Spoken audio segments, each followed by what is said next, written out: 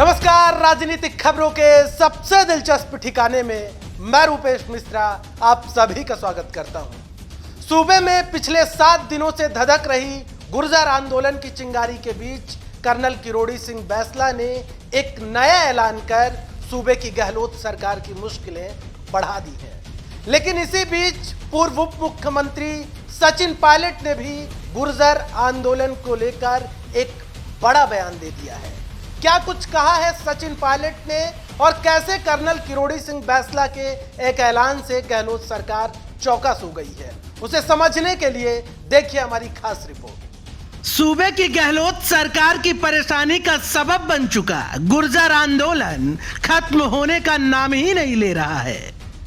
1 नवंबर से शुरू हुए इस आंदोलन को आज 7 रोज बीत गए, फिर भी समाज पटरी पर है और वार्ता बेपटरी। खैर, इन्हीं सब के बीच गुर्जर नेता कर्नल किरोड़ी सिंह बैंसला के नए ऐलान ने सूबे की सरकार की मुसीबतें और बढ़ा दी हैं। दरअसल कर्नल बैंसला ने ऐलान किया है कि 9 नवंबर से प्रदेश व्यापी चक्का जाम किया जाएगा। खबर में आगे बढ़े उससे पहले समझिए कि गुर्जर आंदोलन को लेकर आज दिन भर क्या क्या हुआ। 9 नवंबर से प्रदेश व्यापी चक्का जाम का ऐलान किया गया। कर्नल बैंसला ने आज बावनपाड़ा पहुंचकर पंच पटेलों के साथ बैठक की। बैठक में सिकंदरा में आंदोलन को लेकर रूपरेखा तैयार की गई। वहीं बैंसला और एसपी के बीच भी आज बंद कमरे में वार्ता हुई। ये वार्ता तकरीबन 25 मिनट चली, लेकिन बेनतीजा रही। गौरतलब है कि कल कर्नल किरोड़ी सिंह बैंसला ने सरकार को 12 घंटे का अल्टीमेटम दिया था और मंत्री चांदना को भी वार्ता के लिए आमंत्रित किया था।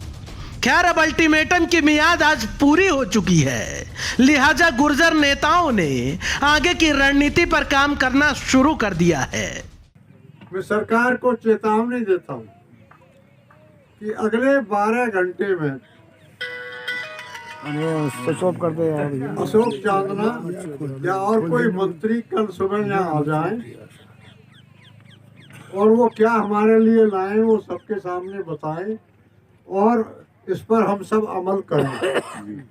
खैर, सूबे के सियासी हलकों में सबसे ज्यादा चर्चित 3 दिनों गुर्जर आंदोलन ही है। लिहाजा आज जब पूर्व उप मुख्यमंत्री सचिन पायलट मीडिया से मुखातिब हुए तो उन्होंने गुर्जर आंदोलन को लेकर कहा कि शांतिपूर्ण तरीके से ही सभी समस्याओं का समाधान ढूंढा जा सकता है और जो हमने वादा किया है उसे पूरा भी करेंगे। बातें हो रही हैं, मुझे लगता है कि शांतिपूर्ण तरीके से सब समस्याओं का समाधान ढूंढा जा सकता है और जो जो बातें लोगों ने कही हैं, हम लोगों ने कही, उसको पूरा करेंगे। उसमें कोई किसी को शक या आशंका नहीं होनी चाहिए।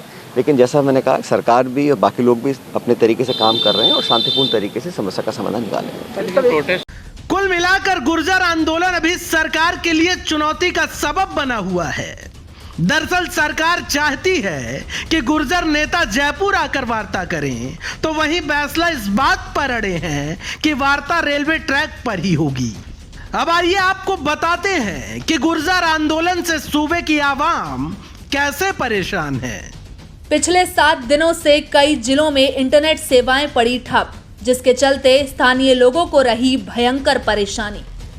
वर्क फ्रॉम होम और ऑनलाइन क्लासेस करना पड़ रहा भारी। यातायात व्यवस्था भी कई जिलों की हो रही बाधित। वहीं कई ट्रेनों के मार्ग परिवर्तन से भी हो रही समस्या। कांस्टेबल भर्ती परीक्षा के अभ्यर्थी हो रहे परेशान। कुल मिलाकर गुर्जर आंदोलन के चलते पहले से ही लोग परेशान हो रहे थे और अगर ऐसे में चक्का जाम शुरू हो जाता है तो जाहिर तौर पर आम लोगों की समस्याएं और बढ़ जाएंगी। Bureau report, the fact India. तो देखिए आपने हमारी खास रिपोर्ट कि कैसे कर्नल किरोड़ी सिंह बैंसला ने यह ऐलान कर दिया कि 9 नवंबर से प्रदेश व्यापी चक्का जाम किया जाएगा। जाहिर तौर पर कहीं ना कहीं सरकार इस ऐलान के बाद से अलर्ट मोड पर आ गई है। लेकिन बड़ा सवाल यही बरकरार है कि आखिर गुर्जर आंदोलन कब खत्म होगा, क्योंकि जिस प्रकार से सूबे की आवाम जिस परेशानियों का सामना कर रही है वो किसी से छिपा नहीं है। बहरहाल देखना होगा कि आखिर वार्ता पटरी पर कब आती है। दोस्तों, कल फिर हाजिर होंगे सियासत की एक बड़ी खबर के साथ। तब तक के लिए नमस्कार।